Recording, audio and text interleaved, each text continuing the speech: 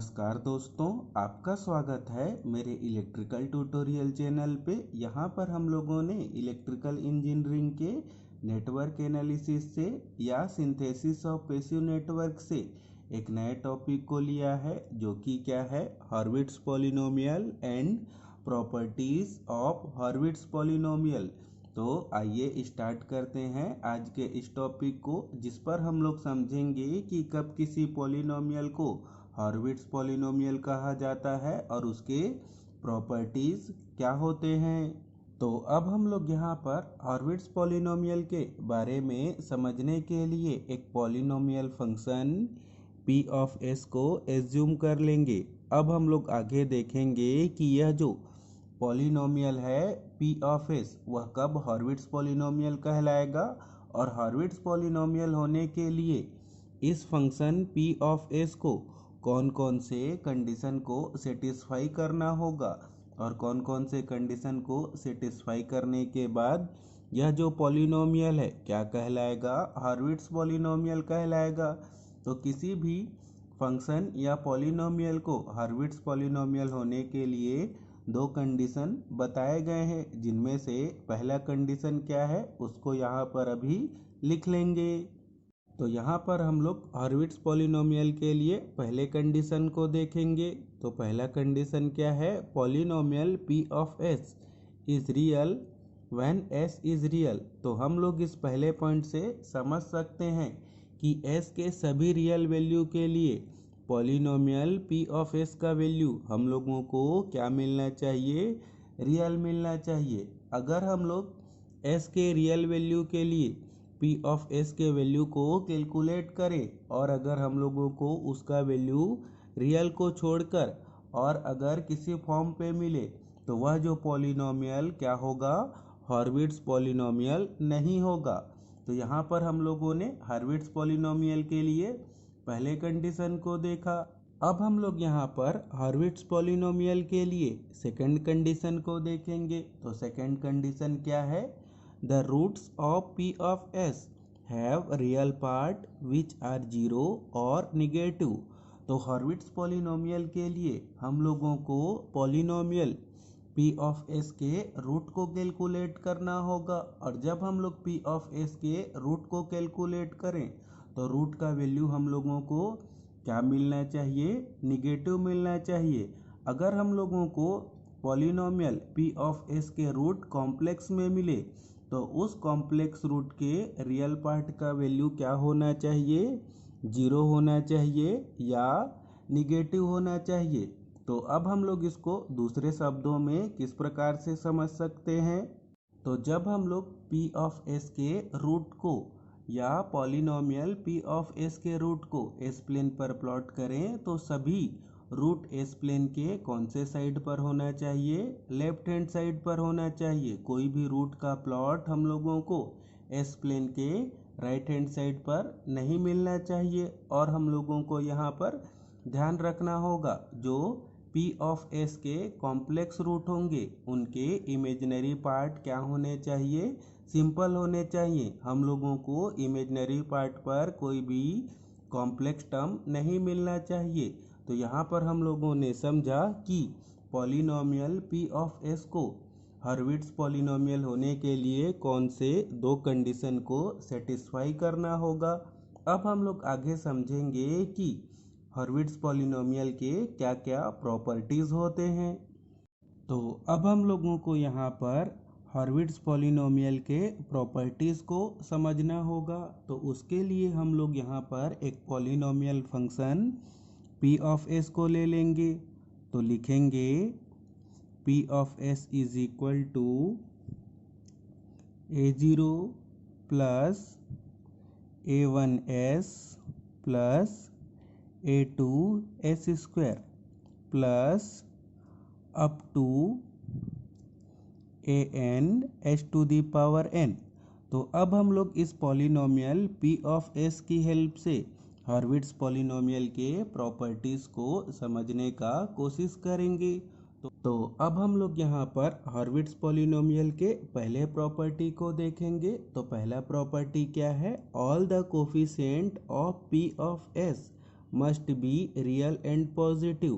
तो इससे हम लोग यह समझ सकते हैं कि जब हम लोगों को कोई पॉलिनोमियल p ऑफ s दिया होगा तो यहाँ पर हम लोगों को पॉलिनोमियल p ऑफ s दिया हुआ है और इसके जो कोफिशिएंट क्या हैं a0, a1, a2 और ऐसे बहुत सारे कोफिशिएंट हो सकते हैं। तो ये सभी कोफिशिएंट क्या होने चाहिए, पॉजिटिव होने चाहिए। और ये जो कोफिशिएंट कॉम्प्लेक्स नहीं होने चाहिए, सभी कोफिशिएंट क्या होने चाहिए, रियल होने चाहिए। तो हॉर्विट्ज़ पॉलिनोमियल के लिए हम लोगों को जो भी पॉलिनोमियल दिया होगा उनके सभी कोफिशिएंट पॉजिटिव और रियल होने चाहिए। तो अब हम लोग यहाँ पर प्रॉपर्टीज ऑफ हॉर्विट्ज़ पॉलिनोमियल के सेकंड प्रॉपर्टी को देखेंगे। तो सेकंड प्रॉपर्टी क्या है, the roots of both even and odd parts of p of s lie on the j omega axis only.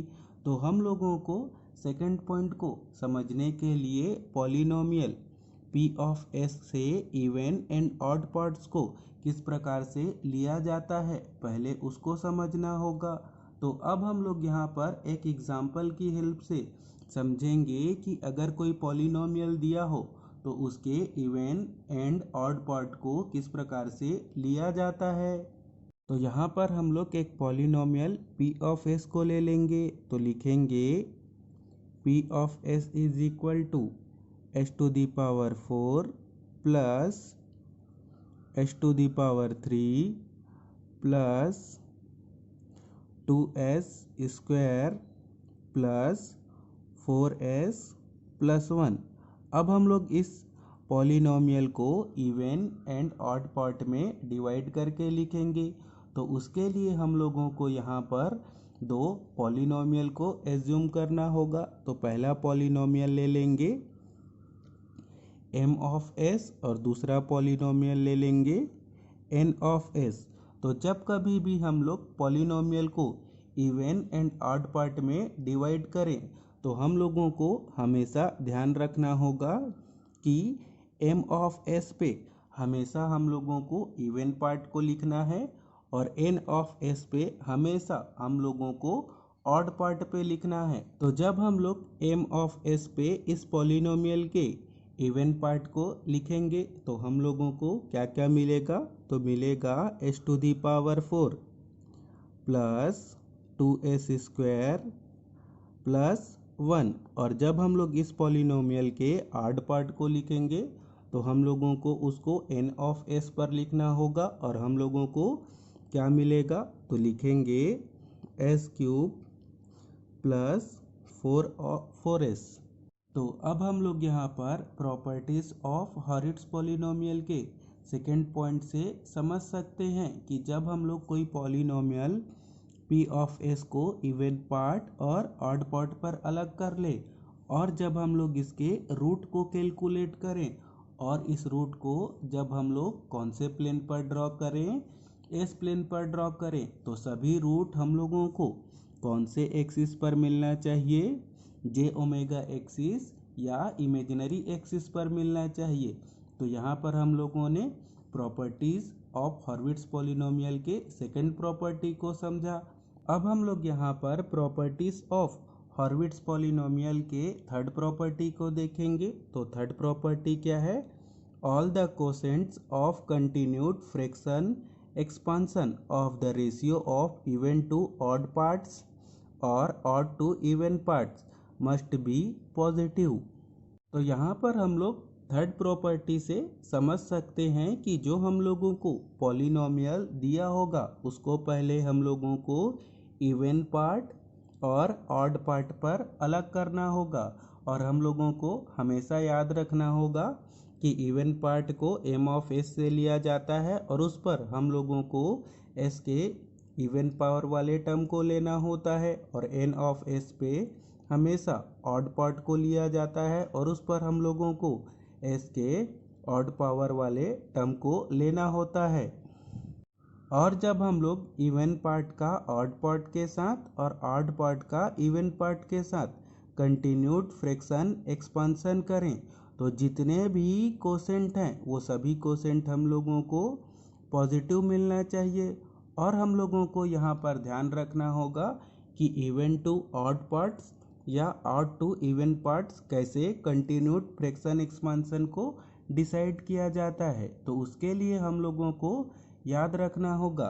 तो जब हम लोग पॉलिनोमियल पी ऑफ एस को ऑड पार्ट और इवन पार्ट पर डिवाइड कर लेंगे और देखेंगे कि अगर हम लोगों को इवन पार्ट पर अगर हम लोगों को एस का पावर ऑड पार्ट के कंपैरिजन पर अगर हम लोगों को हायर मिलेगा तो उसके लिए हम लोगों को इवन टू ऑड पार्ट्स के कंटिन्यूड फ्रैक्शन एक्सपांशन को कैलकुलेट करना होगा। और जब हम लोगों को ऑड पार्ट पर इवन पार्ट के कंपैरिजन पर एस का पावर अधिक मिलेगा तो उस समय पर हम लोगों को ऑड टू इवन पार्ट्स के कंटिन्यूड फ्रैक्शन एक्सपांशन को कैलकुलेट करना होगा। तो यहाँ पर हम लोगों ने हॉर्विट्ज पॉलिनोमियल के थर्ड पॉइंट को समझा। तो अब हम लोग यहाँ पर हॉर्विट्ज पॉलिनोमियल के फोर्थ प्रॉपर्टी को देखेंगे, जो कि क्या है, if the polynomial p of s is Hurwitz and m of s is multiplication factor, then p1s is equal to m of s into p of s is also Hurwitz। तो यहाँ पर हम लोग देख पाएंगे कि अगर हम लोगों को कोई पॉलिनोमियल p ऑफ s दिया हो और यह पॉलिनोमियल क्या होना चाहिए, पहले से हॉर्विट्ज होना चाहिए।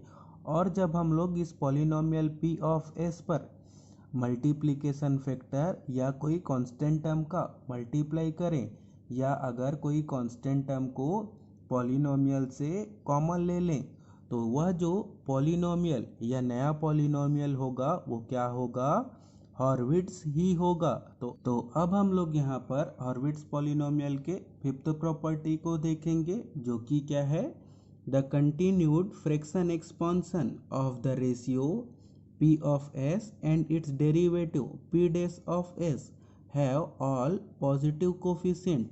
तो अब हम लोग इस फिफ्थ पॉइंट से समझ सकते हैं कि अगर कोई हम लोगों को पॉलिनोमियल p ऑफ s दिया हो और उस पॉलिनोमियल p ऑफ s पर s के इवन पावर वाले टर्म या s के ऑड पावर वाले टर्म प्रेजेंट हो तो उसका हॉर्विट्ज पॉलिनोमियल चेक करने के लिए हम लोगों को पहले पॉलिनोमियल p ऑफ s के डेरिवेटिव को कैलकुलेट करना होता है या उसके डिफरेंशिएशन को कैलकुलेट करना होता है। और जब हम लोग उसके डिफरेंशिएशन को कैलकुलेट कर लेंगे तो हम लोग p ऑफ s और p डैश ऑफ s के कंटिन्यूड फ्रैक्शन एक्सपांशन को कैलकुलेट करेंगे और उसको कैलकुलेट करने के बाद चेक करेंगे कि उनके सभी कोफिशिएंट क्या होने चाहिए, पॉजिटिव होने चाहिए। तो हम लोगों ने यहाँ पर हॉर्विट्ज पॉलिनोमियल के फिफ्थ प्रॉपर्टी को समझा। आगे आने वाले वीडियो पर हम लोग हॉर्विट्ज पॉलिनोमियल और उसके हॉर्विट्ज पॉलिनोमियल के प्रॉपर्टी को ध्यान पे रखते हुए न्यूमेरिकल प्रॉब्लम को सॉल्व करेंगे। तो उससे पहले हम लोगों को ये कॉन्सेप्ट को समझना बहुत ज़रूरी है, जिसके द्वारा हम लोग हॉर्विट्ज पॉलिनोमियल और हॉर्विट्ज पॉलिनोमियल के प्रॉपर्टी का यूज़ करते हुए न्यूमेरिकल प्रॉब्लम को सॉल्व करेंगे। तो अगर आपको यह सब बताने का मेथड, समझाने का मेथड अच्छा लगा हो तो इस वीडियो को लाइक एंड शेयर करें और मेरे चैनल को सब्सक्राइब करें। Thank you, all the best.